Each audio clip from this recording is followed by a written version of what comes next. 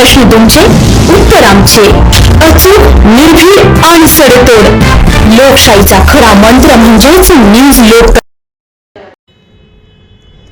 सरकारने अनुसूचित जातीमध्ये उपवर्गीकरणाचा निर्णय म्हणजे सामाजिक एकतेवर घाव घालणारा आणि संविधानाच्या तत्वाविरोधात असल्याचा आरोप करीत ऑल इंडिया पॅन्थर सेनेच्या वतीने या विरोधात प्रांत कार्यालयात निवेदन देण्यात आले.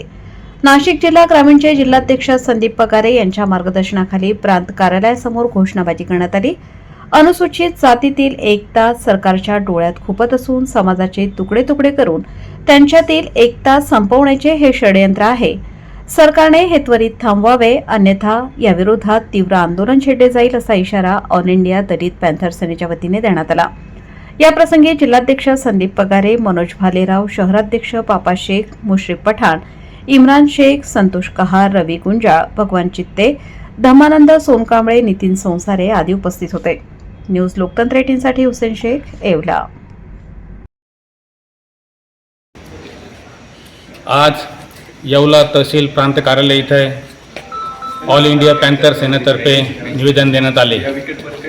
ऑल इंडिया पॅन्थर सेनेचे राष्ट्रीय अध्यक्ष संघर्ष नायक दीपक भाई केदार यांच्या आदेशाने व नाशिक जिल्हा अध्यक्ष प्रशांत भाऊ पगारे यांच्या मार्गदर्शनाखाली आज येवला इथे प्रांत ऑफिस अनुसूचित जातीमध्ये उपवर्गीकरण घेतलेला निर्णय हा खूप एससी समाजासाठी खूप धोकादायक असून हा निर्णय सरकारने त्वरित रद्द करावा व एससी समाजामध्ये टोटल 59 जाती असून याच्यावर खूप अन्याय होत असून हे जेवणाचे ताट वेगवेगळे करू नये.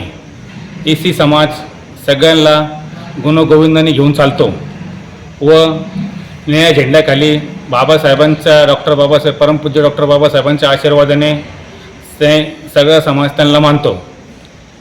सरकारने हा घेतलेला निर्णय त्वरित रद्द करावा व तसं नाही झाल्यास ऑल इंडिया पॅन्थर सेना महाराष्ट्रभर आंदोलन केल्याशिवाय राहणार नाही, ही सरकारने नोंद घ्यावी.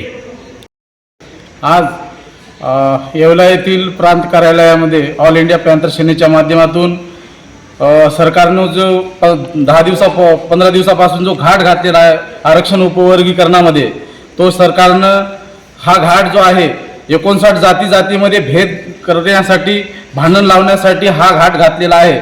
या माध्यमातून सरकार या एसीचं उपवर्गीकरणाच्या माध्यमातून सरकार हे षडयंत्र रचत आहे की एससी मधल्या ज्या जाती आहेत, जसं ओबीसी समाज हा मायक्रो ओबीसी मधून विखुरला गेला आहे, सुट्या पद्धतीनं त्यांना हालहाल केलेल्या जात आहे, तसं एसी मध्ये सुद्धा या सरकारचं हे षडयंत्र आहे की 59 जातीमध्ये अशी विभागणी व्हावी आणि त्यांच्यावर अन्याय अत्याचार झाला तर ह्या जाती एकत्र येऊ नये, हे षडयंत्र आहे.